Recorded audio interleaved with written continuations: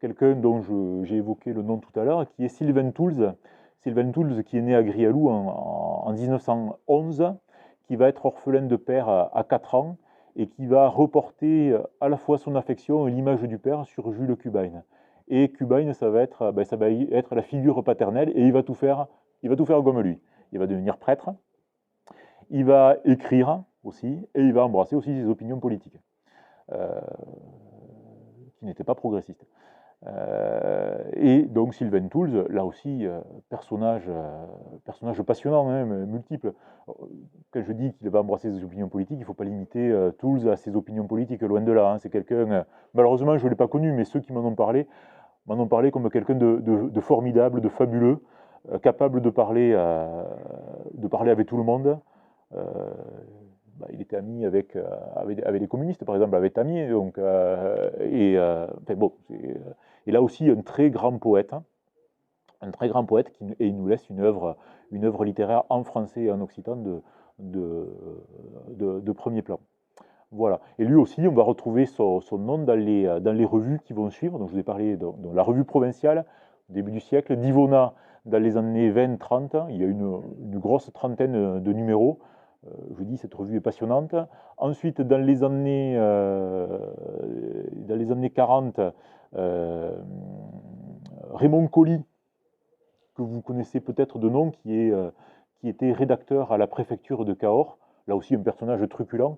Pas trop le temps d'en parler parce que on sort du cadre, son œuvre est exclusivement en français. C'est quelqu'un qui, à force de faire il vivait la poésie. À force de faire de la poésie, même quand il rédigeait des notices de la préfecture, c'était sous forme de vers. Un personnage improbable qui vivait dans une villa en haut du pôle Louis-Philippe et qui va lancer avec Jean Bonnefous, qui habitait lui rue de la Barre, la revue Aluta, qui va avoir une longue existence et qui va être aussi un support formidable pour tous ceux qui vont avoir envie d'écrire, tant en français qu'en occitan, une revue aussi passionnante à lire, passionnante à feuilleter. Si vous en trouvez des exemplaires là aussi, je vous invite à les regarder, c'est extraordinaire et surtout, ce sont des documents qui sont un petit peu tombés dans l'oubli. C'est-à-dire qu'en dehors des passionnés ou des collectionneurs ou des bibliomanes comme moi, euh, bon, c'est un petit peu dommage. Raymond Colli et Jean Bonnafous, qui étaient de fortes personnalités, vont se disputer pour une sombre histoire, un truc improbable, parce que la revue Aluta était la revue de l'Académie des Jeux Floraux du Quercy, avec plein de titres ronflants, de mainteneurs, de grands jouteurs. Et à un moment donné, Colli, qui était, il faut bien le reconnaître, un petit peu perché, va s'arroger un titre auquel il n'aurait pas eu droit. Ça, il va se fâcher avec Bonnafous, qui va claquer la porte, qui va fonder sa revue à côté, la revue Oltis, qui là aussi, même principe, va être accueillante à tous ceux qui veulent bien écrire et faire de la poésie, tant en français qu'en occitan. Colli, qui était un vrai poète, mais un très mauvais gestionnaire, sa revue va disparaître très rapidement. Et par contre, la revue Oltis de Colli, elle, va perdurer jusque dans les années 90, jusqu'à la mort de Jean Bonnafous. Voilà. Euh, Juste un dernier mot, et je retombe sur mes pattes et sur ce que je vous disais au début de, de ma causerie, c'est que la difficulté d'écrire et de nommer la langue, Cubain va introduire dans le Lot les idées de quelqu'un qui est quercinois mais qui n'est pas lotois, qui s'appelle Antonin Perbosque. Antonin Perbosque, qui est originaire de la Barthe, en Quercy, donc dans le nord du Tarn et Garonne, va aller plus loin que Frédéric Mistral. Frédéric Mistral va s'intéresser aux troubadours et va essayer de trouver un terme médian pour l'écriture en Languedoc. D'un côté, on a des patoisans qui utilisent le système orthographique français pour transcrire le patois. De l'autre, on a la manière d'écrire du Moyen-Âge, de la scripta, de tous les actes notariés, de tous les actes consulaires qui sont écrits d'une certaine manière, et également de la manière d'écrire des troubadours. Et Mistral va essayer d'avoir quelque chose qui concilie les deux, pour que leur poésie puisse continuer à être lue par la majorité des gens éduqués en français, et qui n'ont pas forcément une connaissance des textes médiévaux. Père Bosc, lui, dit non, il faut aller plus loin. La langue a eu son âge d'or au Moyen-Âge, et il faut écrire la langue aujourd'hui comme on l'écrivait au Moyen-Âge. Ce qui fait que aujourd'hui, suivant l'endroit où vous vous trouvez, si vous êtes en Provence et si vous êtes mistralien, ou si vous êtes de ce côté-ci du Rhône et si vous êtes occitaniste, vous allez utiliser une manière d'écrire de la langue. Vous connaissez tous les panneaux d'entrée de Cahors, C-A-U-R-S. Et bien évidemment, Cahors ne se prononce pas Corse, mais Cou. Chaîne des Cou et n'a même pas Pou. Voilà. Voilà. Magnifique comme devise. Voilà, donc il y a deux systèmes orthographiques, un qui se veut médiévalisant, pardon pour le barbarisme, et un autre plus proche de l'écriture phonétique et plus arbitraire. Ce qui fait que ce que Mistral ne voulait plus, c'est-à-dire Mistral voulait que tout le monde écrive de la même manière, ben en fait, il n'est pas arrivé parce que suivant l'endroit, vous avez des gens qui écrivent d'une manière, soit en graphie normalisée ou graphie occitane, soit en graphie mistralienne. Et on en est là. Non seulement il n'y a pas d'unité dans la transcription de la langue, mais il n'y a pas non plus d'unité dans la vision du territoire. Donc, suivant à quelle école de pensée vous appartenez, on peut parler d'Occitanie ou de Pays d'Oc au singulier, ou au contraire de Pays d'Oc au pluriel. Une grande partie aujourd'hui du régionalisme méridional récuse ce terme d'Occitan et d'Occitanie. En Gascogne, en Provence, il y a des gens qui font des bombes de 2 mètres de haut quand vous leur parlez d'Occitan et d'Occitanie. Avec des arguments qui sont tout à fait recevables. Hein, mais voilà, l'unité voulue par Mistral est loin d'être encore acquise. Voilà. J'espère ne pas avoir été trop long.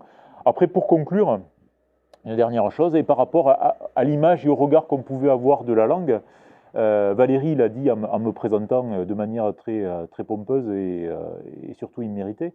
C'est ma 26e rentrée ici comme professeur de Languedoc à Cahors. Quand je suis arrivé à Cahors, j'avais en tout et pour tout 10 élèves. Il y avait 8 élèves au lycée Clément Marot, 2 élèves au collège Gambetta. Et quand j'arrivais pour me présenter, les gens me riaient gentiment au nez. Comment vous allez apprendre la langue de nos paysans à nos enfants? Mais vous n'y pensez pas. Aujourd'hui, la situation a bien changé, puisque de la 5e à la 3e, à Gambetta, j'ai plus d'une centaine d'élèves. 2 groupes en 5e, 2 groupes en 4e, 2 groupes en 3e. Et pareil, au lycée, malgré les réformes, malgré les ministres de l'Éducation nationale qui se succèdent et qui nous pondent des réformes du baccalauréat improbables, on est toujours là. Enfin, on est toujours là. C'est-à-dire qu'il y a encore de l'occitan, et j'espère bien être encore là quelques années. Voilà. Merci de m'avoir écouté.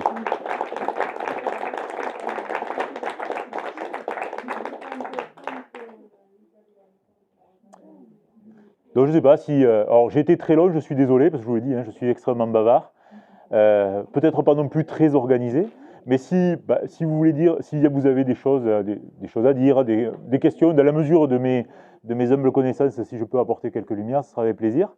Un mot sur le lien entre le portugais et le... Alors oui, alors j'en ai pas parlé, mais en 1911, Jean Jaurès, qui débarque à Lisbonne, Jean Jaurès aussi, qui a pour langue maternelle l'occitan, il débarque à Lisbonne, et il s'aperçoit qu'étrangement, il comprend.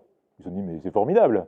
Il faut que... Et il va pondre une série d'articles dans la Dépêche du Midi, où il explique, mais on est bête, pourquoi on interdit les langues régionales à l'école? Au contraire, il faut se servir de ces langues régionales pour apprendre le français.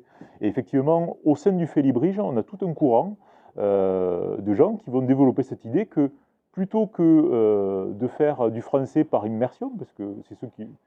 Peut-être vous l'avez connu, vos parents ou vos grands-parents ont connu ça. Quand ils sont arrivés à l'école, interdiction de parler français, on se fait punir. Mais comment faire? Vous arrivez à l'école, vous ne connaissez pas un mot de français. Par quel miracle le français ne va pas vous arriver dessus comme le Saint-Esprit?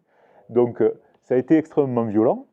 Et certains se sont dit, mais pourquoi on n'utilise pas la connaissance et les acquis des enfants pour leur faire apprendre, puisque c'est des langues de la même famille, pourquoi on n'utilise pas l'occitan pour apprendre le français et les autres langues latines? Et donc ça a été toutes les thèses défendues par Frédéric Mistral, mais ce n'est pas le seul. Au sein de Mistral, de Jaurès, vous aviez en Provence l'abbé Savignan, qui était un frère... ah, ça y est, j'ai oublié le nom, ça confondit. Enfin bon, peu importe, qui a développé toute une série de manuels à destination des enfants pour apprendre justement à travers le provençal, pour apprendre le français. Et il y a eu tout un débat, dans les années 20 en particulier à Cahors, puisque nous avons... Alors il n'est pas cadurcien, il était originaire de Cajar. C'est le professeur Bonafous, qui était agrégé d'espagnol, qui est originaire de Cajar, qui a fondé la Ligue pour l'enseignement de la langue d'oc à l'école en 1921.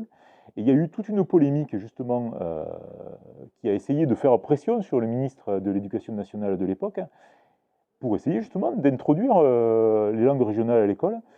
Et il s'est heurté à un mur, en particulier un mur qui s'appelait Anatole de Monzy, député maire de Cahors, mais également ministre de plein de choses, dont le ministère de l'Éducation nationale, et qui a dit niet, alors que de Monzy était un méridional, était originaire de la région de Bazas, je ne veux pas dire de bêtises.